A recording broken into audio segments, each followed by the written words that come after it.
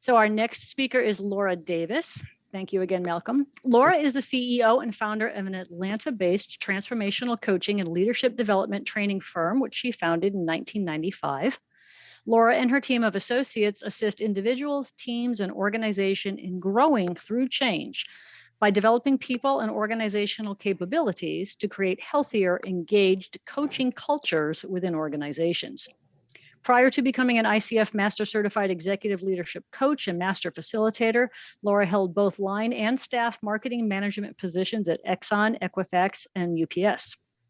Laura has coached hundreds of senior and mid-level leaders from a wide variety of industries to get out of their own way and to become the effective leaders they were meant to be. And so, as Malcolm alluded to, Laura is going to talk to us today about unlocking leadership and learning agility with Agile EQ. Thank you, Nanette. Thank you, Malcolm and Pam, for setting me up so well. I am delighted to be here, and I see friends and clients online, so that's fantastic. Thank you so much. What we're going to cover in my 15 minutes is, what do we mean by Agile? What is that? It's a term that's bandied about a lot. Why does it matter? And how you can develop it both within yourself and within the leaders and teams that you impact, whether you're a learning professional rather, or whether you're a leader.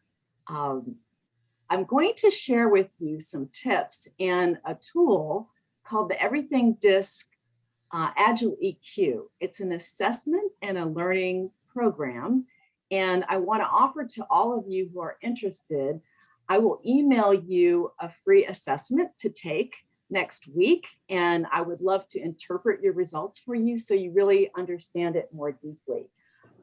Laura, I'm just going to interject for 1 second. I'm sorry. Your slides are not showing as they did when we practiced. So if you could just stop sharing and try again so we can get them full screen. And while you're working on that, there we go. We got you full screen. Let's try to get the slides full screen. While you're working on that, I just want to let everyone know that on Monday, if you are in attendance, we will be sending you out an email thanking you for your attendance and also giving you everybody's contact information. So you'll be able to communicate with all of our speakers. That looks perfect. Okay, good. Thank you for that. Did I handle it as well as Malcolm? Yes, ma'am. Okay, good. I hope so. Okay, so moving forward, we have seen a lot of change, haven't we? And the challenge that we've really seen is we've all had to be more agile in the past, has it been, 18 months. And I want to introduce my friend and colleague here, Bonnie. She's going to help me with the chat because I wanted to focus on seeing your faces and what I wanted to share with you. But certainly on the left-hand side, we've seen a massive movement to working from home, and now it's hybrid workplaces. We saw companies create masks that never were producing masks and hand sanitizer. And of course, the vaccine development was greatly accelerated. Never have we seen such a safe and effective vaccine be developed in such a short time frame. So it's exciting that we've had to pivot. My favorite story is the lower right-hand corner. Some of you may have heard this story. Simon Sinek talked about it on his podcast, and I believe it's on his YouTube channel, but it's a Chicago pizza shop. And they were making 70% of their revenues from in-person traffic and selling one slice at a time. And obviously in the pandemic, they quickly lost that revenue. So the owner of that business was very resourceful. Talk about, learning and leadership agility. What he realized is he had a resource, and that was the oven. And the oven would actually get hot enough to be able to make PPE equipment and masks. And once they started doing that, they regained almost all of their revenue. So Bonnie, has anyone shared in the chat some success stories of quick pivots that they have seen? And Bonnie, you can come off mute and just share that with me if you would.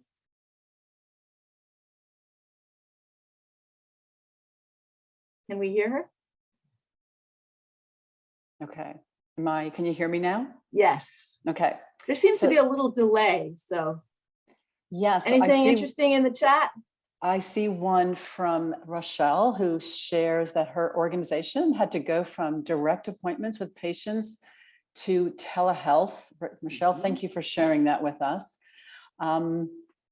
Yeah, so Scott also shared that Disney and Universal Studios, they're redoing all their lines to make it safe for guests. So there's two really good examples. Scott, thank Those you are for great. sharing. Great. And Margie has a good example as well. Helped a client convert a face-to-face new hire training program to a completely virtual learning journey. Yay, awesome. Yay. Lots of pop-up food trucks. Okay, these are amazing. Lots. Okay, These are that's great. good for now. Yeah. So thank you, everyone. Clearly, thank you, Bonnie. We have seen a lot of pivoting, right? And even before the pandemic, there were trends that were driving the need for agility in the workplace. So one of them is technological disruption. And obviously, even before the pandemic, we saw Airbnb and Uber and some disruptive technologies. But for sure, the pandemic accelerated this need for remote work and really to think about how are we going to do all these things virtually that we never had to do in that fashion before. Likewise, organizational structures were shifting. Globalization, flattening, matrixed structures were already happening before the pandemic, but now it's fascinating to me. The need to be more innovative quickly really requires that we let go of all those silos in the hierarchy and we communicate across boundaries. And so many people are on multiple remote teams. And so that can be very challenging from a communication and a collaboration standpoint. We also have seen great changes in the talent workforce. And we now have 5 generations in the workplace. We have people from all kinds of different cultures, from different social and economic backgrounds, and the gig generation, right? So all of these things are contributing to our need to be more agile. But while we need agile organizations, sometimes organizations forget that in order to do that, you need agile, flexible people, right? And often they will focus on digital transformation, such as, advances in automation or artificial intelligence or agile systems and processes. Too often they don't invest enough in their people. And I'm sure everyone on this Leadership Development Day agrees with that. But, again, agility is likely to be the key 21st century competency because this is such a critical skill and competency for the future. So I'm just curious, what if the people in your organization were more agile? What benefits would you experience? And for those of you who are independent consultants or coaches or trainers, you might think about your clients as a context. So Bonnie, just read me about 2 in the interest of time, or 2 or 3. Okay, so Margie, thank you, already started us off that she said there would be less frustration in the organization. Great. And Nancy agrees with a big yes. So we're waiting for a couple more. Better customer service, Rochelle. Thank you. Absolutely. Let's see what else kind of bubbles up. More innovation. Yes. Thank you, Nanette. And then Valerie said more fluid of thought. Fluidity of thought. Yeah. Super. Those are great. Thank you so much. Great points. Less time spent on persuading the closed minds from Nancy. Yes. Less resistance. Now they're coming in. Collaboration and engagement. Okay, I'll turn it over to Laura, but thank you, everyone. Great. So building an agile organization starts with developing emotional intelligence. And often we don't necessarily think of that. So I think that's critical. And there are a lot of different ways to define emotional intelligence. So what I'm really talking about here is the ability to read the emotional and interpersonal needs of a situation and respond accordingly. And the agility part is being able to do that even when it's difficult, because it's hard for all of us to stretch outside of our comfort zone. And it really does require some practice. So it's important to think about, well, what's required to demonstrate agility too? Well, It takes mental and behavioral agility, and it starts with being open to change, open to learning. And as you all know, working with leaders, whether you're a coach or a learning and development professional, or you're an executive yourself, it's not always easy for leaders to adapt their behavior, to be more versatile, and to use a wide range of behaviors depending on the needs of the situation. So it's often helpful to, as Malcolm said, have an assessment that helps you measure what are your strengths and what are your challenges. So one of the ways, this is in recognition of the Olympics here, this is stretching outside of your comfort zone, right? How can you increase your interpersonal flexibility?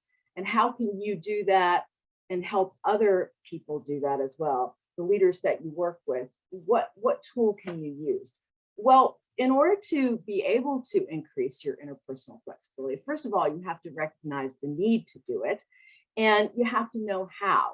And that requires training and coaching. So I think it's important to understand that this tool that I'm going to share with you and make available for you to take is really going to help you on two levels, on both the individual level and the organizational level. So individual leaders learn how to handle interpersonal and emotionally charged situations more effectively, and organizations can really develop the emotional intelligence necessary to support a thriving Agile culture. You know, it's one thing to have insight into your own need to grow and what you need to do differently, and it's a whole nother thing to scale it across an organization. So this learning program helps to do that. Now, some of you might be familiar with the DiSC model, and I'm going to explain the basics of DiSC in just a moment. I want to call your attention to outside the circumference of the circle. What those represent are mindsets. And we have a handout in just a moment that Bonnie will put in the chat that will explain what those mindsets are. But I think all of us would agree that in order to change your behavior, you need to shift your thinking first. So you need to think differently in order to be able to act differently. And so a little mini tutorial on DiSC here. I have included the DISC. I'm sure many of you are familiar, but just in case you're not, one way you can tell somebody's DiSC style or read your own, and of course you're going to get an assessment next week that will help you know this precisely. You can use me as an example. For example, am I more fast-paced and outspoken, or cautious and reflective first? Well, it's pretty clear. I am from up north, and I've lived in the Northeast before, but I am fast-paced and outspoken, even in the South. And I am on the more accepting and warm side. So you can ask yourself, is this person fast-paced and outspoken, or are they cautious and reflective? If someone is more fast-paced and outspoken, that's a vote for a D or an I. If they're more conscientious or steadiness oriented, they are probably more cautious and reflective first. And then you can ask, do they tend to be more accepting and warm? Those are the I's and the S's. Or are they more questioning and skeptical? Those are the D's and the C's. So your combination of those dimensions is your primary style. So that was a very quick primer, but hopefully that made sense to you. And Bonnie will put the people reading handout in the chat, so that's a little bit clearer, as well as the mindsets.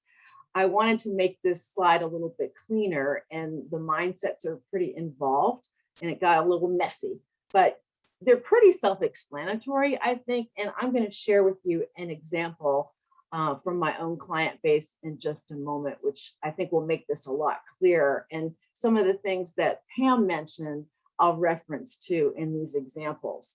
So there are 8 Agile EQ mindsets there around the circumference of the DiSC model.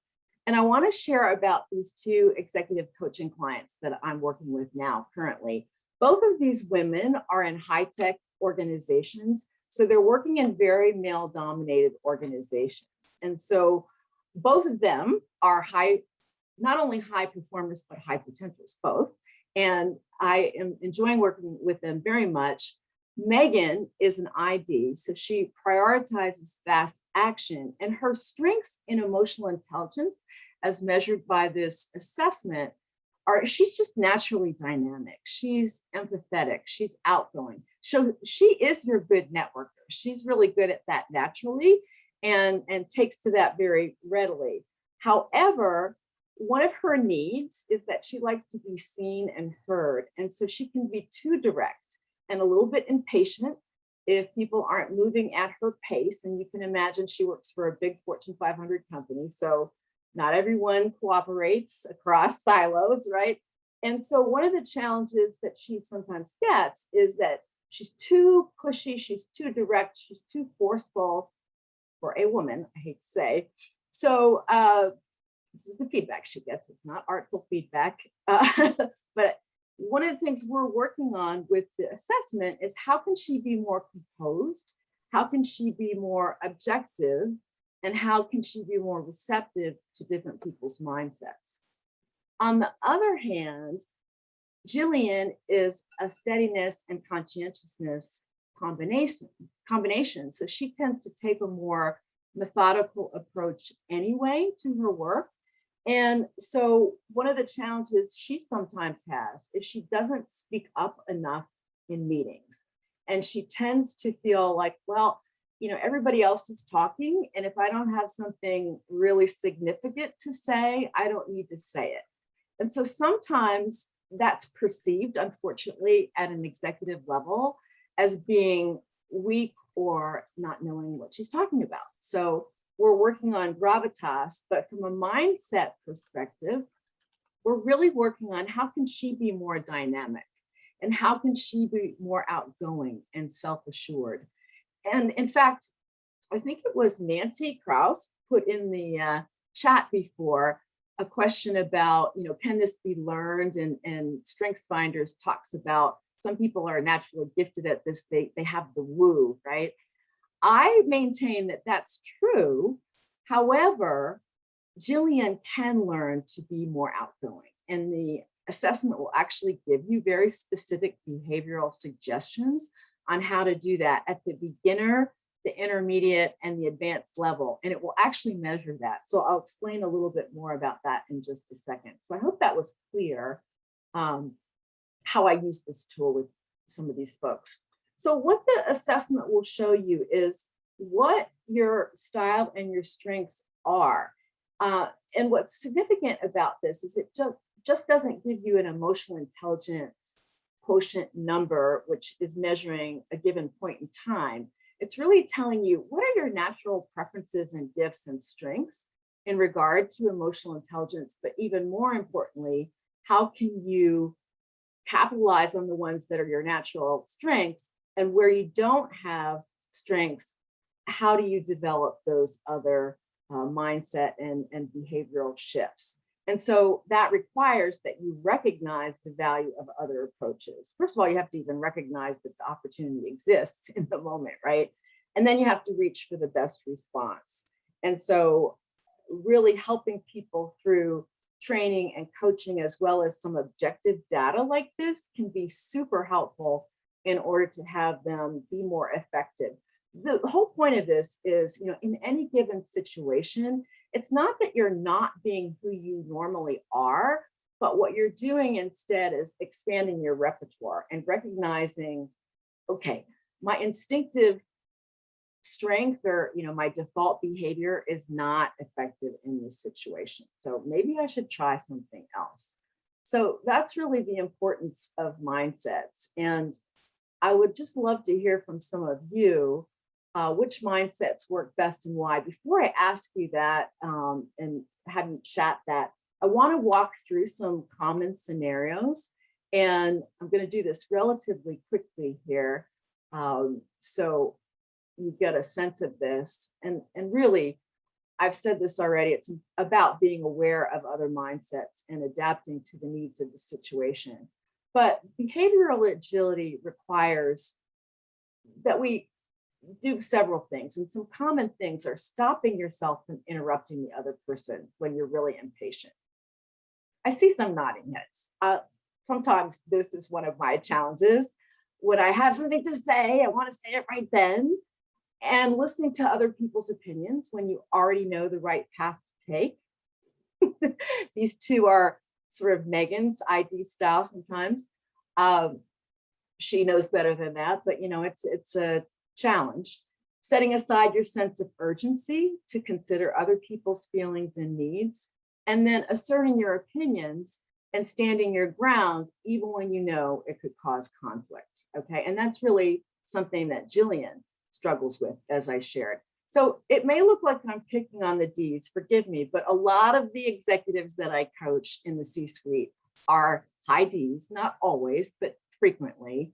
And so I wanted to show you how this looks. And one of the cool things about this assessment tool and the associated training is it actually is very personalized. So just because you're a D, it doesn't mean these things necessarily will take a lot of effort. However, it's likely that they will. So, the stopping yourself when you're really impatient from interrupting the other person is really the composed mindset. And you can see here for this person who took it, it takes a lot of effort for them to do that. However, all is not lost. They can do it. I just might start them on the beginner behavioral suggestions for how to do this. Similarly, the listening to other people's opinions when I already know the right path to take, that requires a receptive mindset. And I hate to say that that's something that I sometimes am working on because I know the right path to take.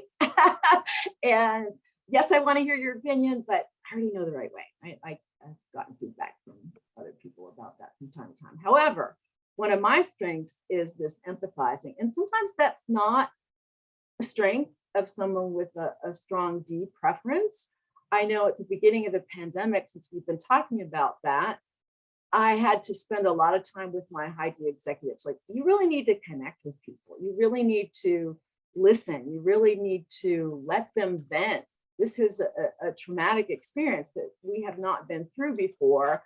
It's not all about getting things done, right? This is important for the long-term health of your organization to invest this way in people. So that was Laura? interesting. Yes. Laura, our time is up. Yes. Okay. Okay. So I have one more slide, and that is just a reminder that I will email the assessment to you next week, and I'll send you an email with a link to my calendar. And thank you so much for your time and energy. And I'm happy to answer any questions. Perfect. Thank you.